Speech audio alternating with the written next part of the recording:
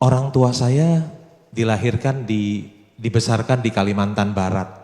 Kira-kira 30 kilometer dari kota Pontianak. Pekerjaan orang tua saya sehari-hari adalah memecahkan buah kelapa. Buah kelapa dipecahkan dari pagi sampai sore. Lama-lama dia bosan, ada temannya ajak dia merantau ke Jakarta. Dia pergi ke Jakarta. Tanpa pendidikan, tanpa uang, dia pergi modal nekat aja. Orang tua saya bekerja di satu toko yang kecil, tentu saja hidupnya pas-pasan. Rumah saya ukurannya 4 kali 10 meter. 4 kali 10 meter, dindingnya bukan dari tembok tapi dari papan. Atapnya tidak ada plafon, langsung genteng gitu ya. Kondisinya sangat jelek sekali, tapi rumah saya lebih bagus dari Pak Hermanto Tanoko. Katanya lahirnya di kandang ayam katanya ya. Jadi rumah saya lebih bagus ya. Satu hari ada teman adik saya ingin main ke rumah, tapi kondisi rumahnya sangat jelek sekali sehingga adik saya malu kalau temannya tahu rumahnya jelek. Jadi dia muter-muter sampai temannya tersesat, dia baru pulang ya. Ketika saya SMA ada studi tour terakhir, jalan-jalan ke Borobudur, bayar 50.000. Saya nggak punya uang, jadi ada satu murid SMA yang tidak ikut saya, karena saya nggak punya uang untuk studi tour terakhir 50.000. Setelah tamat SMA tentu saja saya tidak bisa kuliah lagi, jadi saya bekerja sebagai pegawai tata usaha di bank. Setiap hari pekerjaan saya ya disuruh-suruh. Kan tamatan SMA nggak bisa apa-apa, disuruh-suruh. Ini fotokopi, ya saya fotokopi. Sementara saya fotokopi saya baca, oh ini faktur ya, ini BPKB, ini sertifikat, ini akte jual beli. Jadi sekarang kalau saya beli mobil, beli rumah, saya nggak pernah tanya orang, saya udah hafal suratnya dulu, tiap hari saya fotokopi. Ya. Kemudian saya punya uang, saya kuliah lagi karena habis kerja pulang dulu jam 4. Saya kuliah lagi, kuliah malam. Uang pangkal 50.000, uang kuliah sebulan 10.000. Itu 41 tahun yang lalu. Saya kuliah di di universitas swasta yang tidak punya kampus. Ada gedung di seberang RSCM itu PSKD, siang untuk SMA, malam kosong dikontrak oleh universitas, saya kuliah di sana. Ya. Setelah saya tamat kuliah, saya bekerja di bank 11 tahun, nggak naik-naik pangkat. Kasihan ya 11 tahun kerja, boro-boro jadi direktur, jadi kepala cabang aja enggak, manajer juga enggak, asisten manajer juga enggak, kepala bagian juga enggak, jadi pegawai tata usaha terus. Karena pegawai tata usaha terus, jadi gaji kecil terus. Satu hari ada orang Surabaya, nasabah saya buka bank. Saya diajak. Waktu itu gaji saya mulai kerja 20.700. 11 tahun saya bekerja gaji baru 350.000. Kemudian orang Surabaya ini yang buka bank, saya minta 1 juta dikasih. Tambah uang kesehatan 50.000 jadi 1.050.000. Wah, saya senang banget. Gaji saya tiba-tiba naik 200%. Saya kerja habis-habisan deh. Nasabah saya yang banyak duit saya teleponin.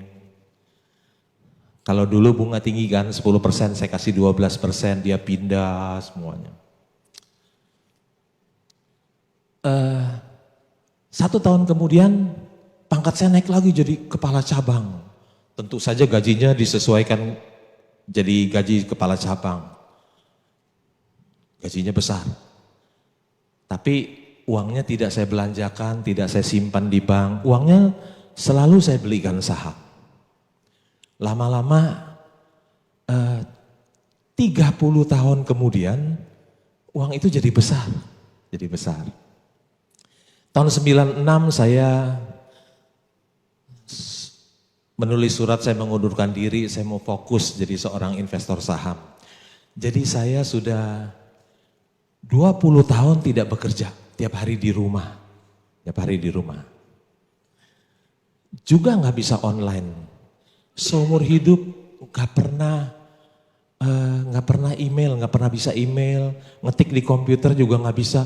Betul-betul beda dengan apa yang diajarkan ya, milenial jago-jago semuanya teknologi informasi. Saya betul-betul orang jadul ya. Tanpa inovasi, tetap memakai metode yang lama ya. Metode lama yang tidak pernah usang tapi Pak.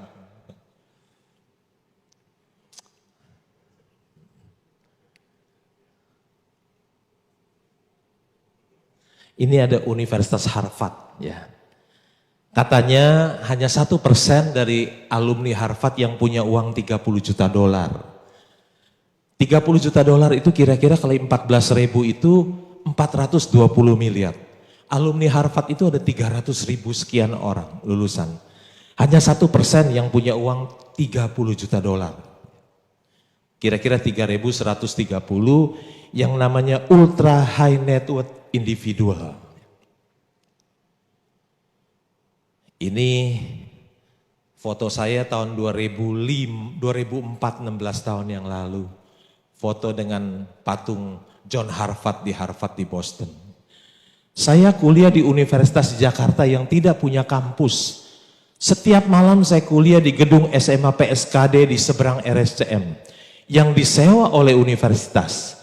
Tetapi sekarang saya lebih kaya dari 99 lulusan Universitas Harvard.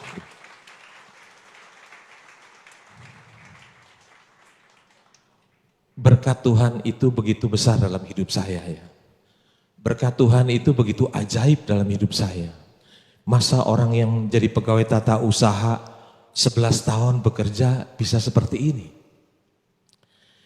Banyak orang tua yang ingin menyekolahkan anaknya ke Amerika. Kalau dia punya duit ya nggak apa-apa. Yang pas-pasan juga mau. Ada seorang bapak cerita kepada saya. Pas anak saya tamat kuliah, uang saya habis. Dia bilang, waduh hebat ya bapak ini. Pas, untung dia keburu tamat. Kalau enggak, duitnya udah keburu habis. Ada seorang orang tua yang menjaminkan rumahnya di bank, bukan untuk modal kerja, tapi untuk kuliah anaknya di Amerika. Untuk modal kerja aja bisa macet. Apalagi untuk kuliah anak di Amerika, pasti rumahnya dijual untuk lunasin utangnya. Ada seorang bapak telepon saya, teman saya. Hong pinjam duit dong 50 juta. Buat apa? Buat ongkos anak saya di wisuda di Amerika. Pabriknya sudah dijual, sekarang ongkos saja nggak ada ya.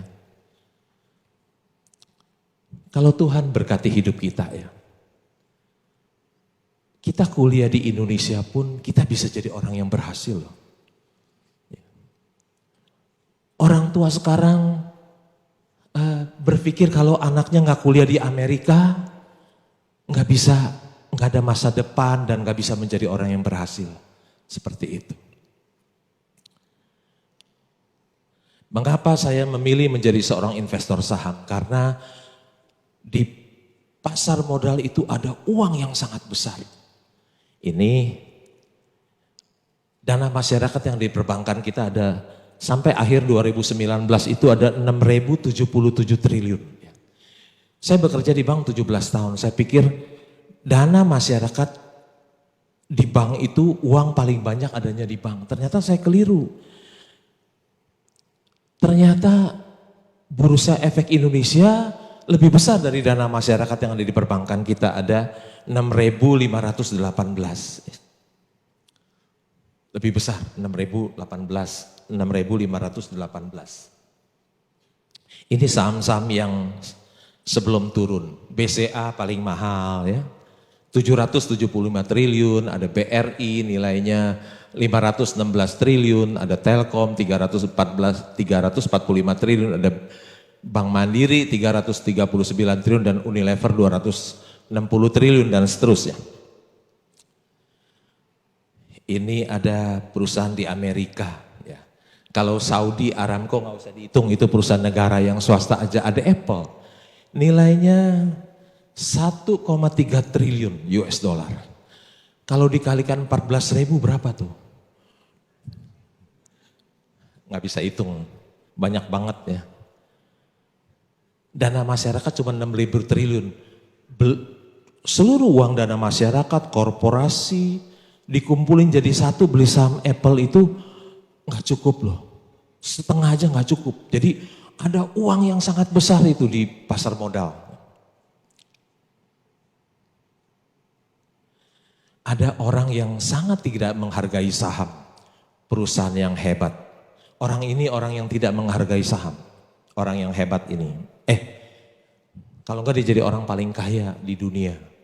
Dia punya saham di Apple 10%. Kalau tadi 1,3 triliun, dia punya 10%, kekayaannya ada 130 miliar dolar. Tapi tahun 76 sahamnya yang 10% di Apple itu dijual. Nilainya 800 dolar. Bukan 800 juta loh, 800 dolar. Dia jual saham Apple di tahun 76. Kalau dia nggak jual, saham itu bernilai 130 miliar dolar. Harta karun kekayaan terbesar yang ada di dunia adanya di pasar modal, bukan di bawah laut. Nilainya nyata dan transparan. Sangat disayangkan bila ada orang yang tidak mengenal pasar modal. Ada uang yang begitu banyak di pasar modal. Kalau saudara tidak tahu tentang pasar modal, sangat disayangkan loh. Kalau Bapak ingin menjadi orang yang kaya, pasar modal lah tempatnya. Pasar modal lah tempatnya. Judul tema hari ini adalah menjadi kaya di bursa, di pasar modal. Ya. Itu pelajaran yang sangat penting loh, menjadi kaya. Menjadi kaya itu adalah idaman hampir semua orang. Tapi sayang, pelajaran menjadi kaya itu tidak diajarkan di sekolah loh. Dari kita SD kelas 1 sampai tamat perguruan tinggi, enggak ada mata pelajaran menjadi kaya, enggak ada. Yang idaman kita justru enggak diajarkan. Di sekolah kita belajar integral, diferensial, sinus, kosinus, tangen, kotangen, seken, kosekon. Setelah saya tamat SMA, nggak pernah saya pakai satu kali pun loh.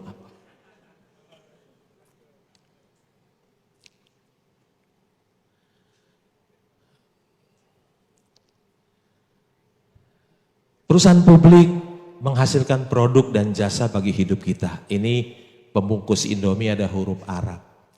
Ketika saya berjalan-jalan ke Abu Dhabi, ke hipermarket, saya lihat ada pembungkus Indomie, jadi saya foto aja. Pagi waktu kita bangun tidur, biasanya kita ke toilet.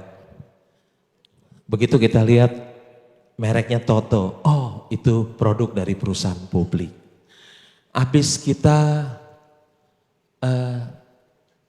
dari toilet kita minum. Ya. Kita minum apa? Minum Cleo. Nah.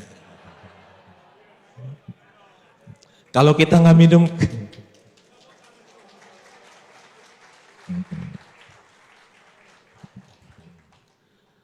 kalau kita nggak minum nanti dehidrasi ya. Kita minum, Cleo juga perusahaan publik ya. Habis kita minum, biasanya kita ambil smartphone kita, mungkin kita pakai Indosat, Telkomsel, XL, itu juga perusahaan publik. Habis kita lihat smartphone kita, mungkin kita mandi. Ya. Kita mandi pakai sabun Lux, sabunnya para artis ya. Kita sikat gigi dengan Pepsodent, kita cuci baju dengan Rinso, itu produk dari Unilever. Hampir semua keluarga di Indonesia pernah pakai produk itu. Habis kita mandi, kita sarapan dengan mie yang enak dan murah ini, hanya sebungkus 2.000 dengan telur 1, kita sarapan ya. Kita siap-siap, sementara kita sarapan kita nonton TV. Mungkin kita nonton RCTI, Indosiar, SCTV, Antv, TV One, itu semua perusahaan publik. Kita melihat suatu kejadian nggak usah ke lokasi, cukup dari rumah saja. Selesai sarapan, kita ke kantor, kita naik Avanza. Mobil sejuta umat ya, yang kita beli di Astra Internasional. Itu juga perusahaan publik. Kacanya siapa yang buat? Asahi Mas, itu juga perusahaan publik. Bannya siapa yang buat? Bannya mungkin Gajah Tunggal, Goodyear Indonesia. Kita naik mobil, kita jalan tol, masuk. Mungkin kita lewatin jalan tol ada Jasa Marga, Waskita, Adikarya, itu semua perusahaan publik. Membuat jalan tol itu butuh semen yang banyak. Semennya dari mana? Dari Semen Indonesia, Dynamic, Indosemen. Bajaknya dari Krakatau Steel. Ya. Kita jalan-jalan ke mall, ke Tunjungan Plaza. Mallnya terkenal, besar. Siapa punya? Pakuwon punya. Oh itu juga perusahaan publik. Di mall banyak bank. Ada BCA, Bank Mandiri, BRI, Peninbank, CIMB, Bank Danamon, semua perusahaan publik. Sampai malam kita tidur, tinggal di mana? Di Citraland, oh itu juga perusahaan publik.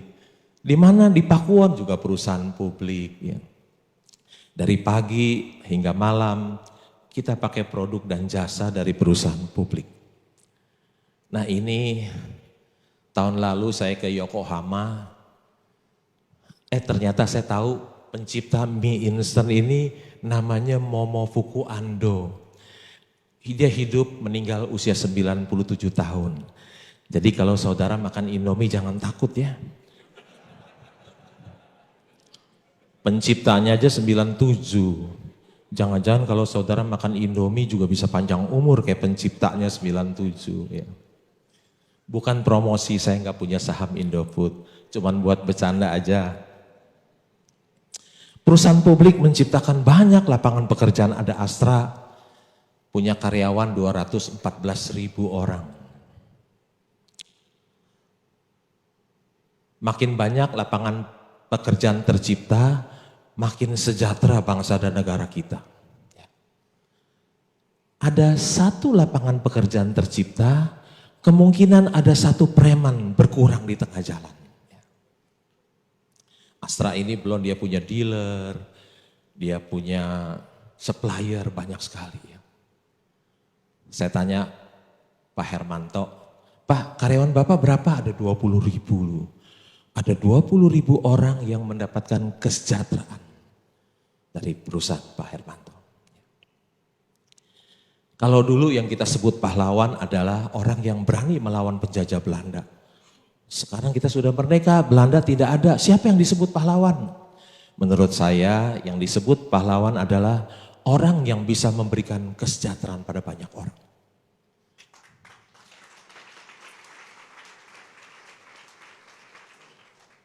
Pemilik perusahaan publik, pemegang saham, para eksekutif, mereka adalah pahlawan-pahlawan masa kini. Makin besar Bursa Efek Indonesia, makin sejahtera bangsa dan negara kita. Pernah satu hari saya bertemu dengan corporate communication Gojek. Dia punya driver ada 1,7 juta orang.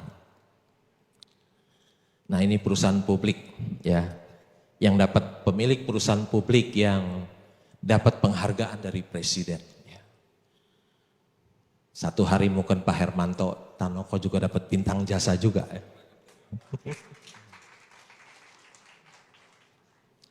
Perusahaan publik adalah pembayar pajak yang besar. Kita lihat Astra, ya. Tahun 2018 dia bayar pajak. Oh ya sorry, BCA. BCA membayar pajak tahun 2018 6,8 triliun. 2019 membayar pajak 7,7 triliun. Jadi totalnya 14,5 triliun. Pajak dipakai untuk pembangunan, untuk membantu rakyat miskin. Perusahaan publik adalah pembayar pajak yang besar. Berbeda dengan yang ini. Ini adalah orang-orang yang mendapat pengampunan teks amnesti ada 4.000 triliun lebih. Sebelum diampuni, dia adalah pengemplang pajak. Hartanya bisa disumpetin tidak terdeteksi sama Dirjen Pajak. Begitu ada pengampunan keluar semua. Berbeda dengan perusahaan publik, dia adalah pembayar pajak yang besar. Ya. Bayar pajak adalah bukti cinta kita kepada negeri tercinta. Kita dulu ingin membuktikan cinta kita kepada negeri tercinta ini, kita bisa sampai mengorbankan nyawa kita loh melawan penjajah Belanda. Sekarang kita sudah merdeka, tidak ada lagi Belanda. Cukup bayar pajak yang benar, itu sudah bukti cinta kita kepada negeri tercinta. Bangga bayar pajak. Ada seorang investor saham mendapat penghargaan dari pemerintah Amerika, dari Obama.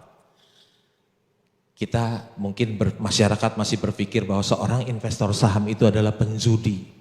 Tapi tidak pernah terpikir oleh kita bahwa seorang investor saham juga bisa menjadi dapat penghargaan dari pemerintah.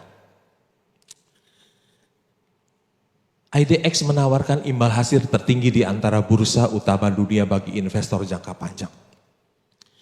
Bursa Efek Indonesia sudah terbukti memberikan imbal hasil terbesar di dunia. Saya bersyukur saya ada di dalamnya. Lihat, tuh, Indonesia nomor 1 paling atas. Ya. Saya pernah bekerja di bank 17 tahun tapi saya tidak taruh uang di bank. Cuman sekedar buat kebutuhan sehari-hari saja. Karena bunga kecil, barang-barang naik banyak.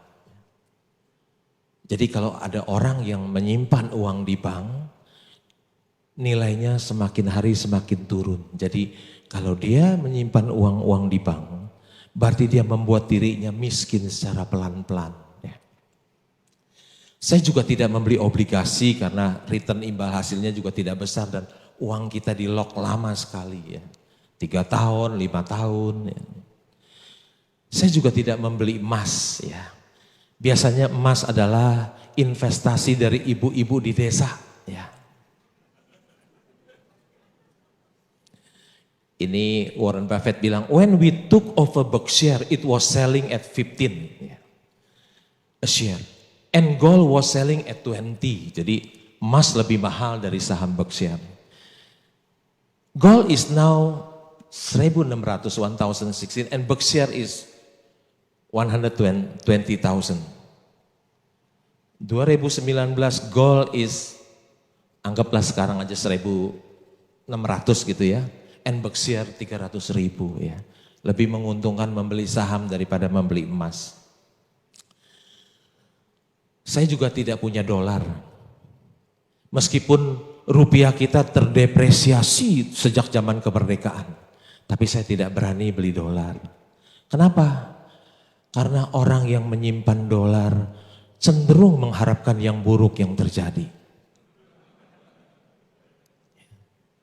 Kalau bisa rusuh nih, kalau rusuh rupiah melemah, dolar menguat ya untung. Kalau bisa The Fed jangan turunin suku bunga dong, naikin. Supaya krisis lagi, kalau krisis lagi rupiah melemah, dolar menguat, ya untung. Orang yang pegang dolar cenderung mengharapkan yang buruk yang terjadi. Beda dengan orang yang pegang saham. Kalau rusuh sahamnya hancur ya. Krisis hancur. Jangankan krisis, jangankan rusuh, kena virus aja sahamnya hancur juga.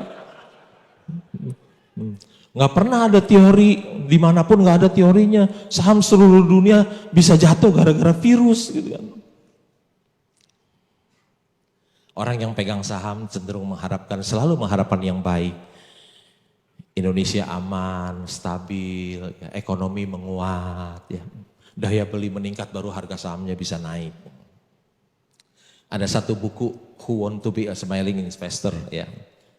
Siapa yang mau jadi investor yang tertawa, bukan yang street, yang galau, bukan.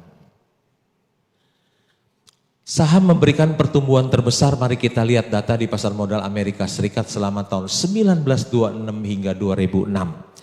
Akan menjadi berapa uang $1 80 tahun kemudian? Kalau kita taruh di celengan ayam tetap $1.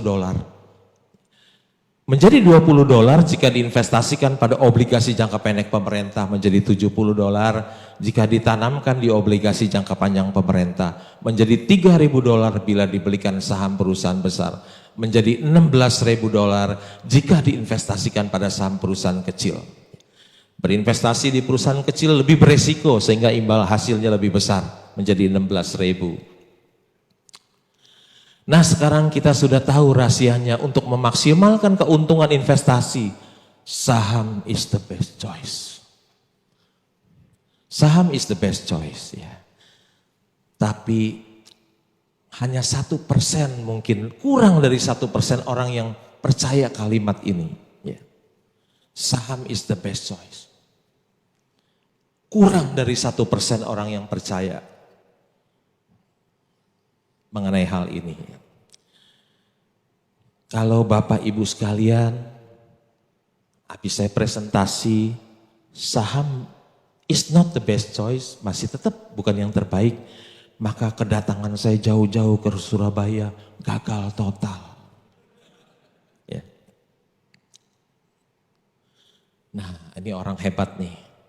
Komisaris independen mantan, dia bilang, dia pilih investasi apartemen, beli saham nggak mau, takut. Dengan jujur dia mengatakan dia nggak mau beli saham, dia pilih apartemen, beli properti, karena the best investment on earth is earth. Dia nggak mau, ya, dia nggak mau beli saham. Nah, ini juga, ini direktur investasi, dia tulis di koran, ya. Dia bilang, dia jujur bilang sama wartawan, me and my portfolio, ya.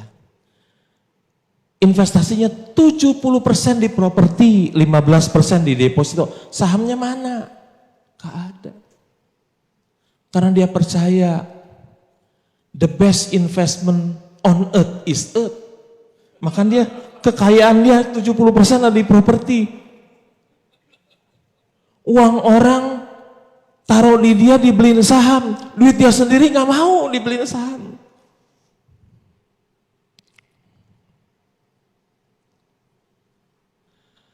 Saham yang diperjualbelikan di bursa membuka kesempatan bagi para investor bermodal kecil untuk bisa memiliki perusahaan besar. Mengapa? Karena dengan memiliki saham berarti ikut memiliki perusahaan tersebut, ya.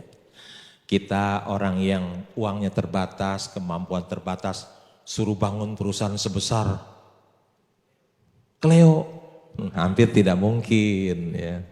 Tapi adanya Bursa Efek Indonesia memungkinkan kita orang yang kemampuannya terbatas, uangnya terbatas, bisa memiliki perusahaan yang hebat. Membeli saham itu halal loh, ada fatwa dari MUI, ya, jadi jangan ragu-ragu. Ini ada 2 orang kaya nih, ya. Dia bilang, no Rolex watch. Juga tidak pakai berlian dia. Dia bilang, the goal is to be rich, not to look rich. Karena tujuannya adalah menjadi kaya, bukan kelihatan kaya. Nggak pakai jam tangan Rolex, nggak pakai berlian. Ya. Kalau saudara ingin jadi orang yang kaya, kelihatan kaya, jangan pakai jam tangan Rolex. Bill Gates aja nggak pakai jam tangan Rolex. Yang dia pakai apa? Casio. Jadi kalau saudara ingin jadi kelihatan kaya, pakai Casio. Ya. Ikutin Bill Gates, ikutin Lee Ka-sing, jangan pakai jam tangan Rolex.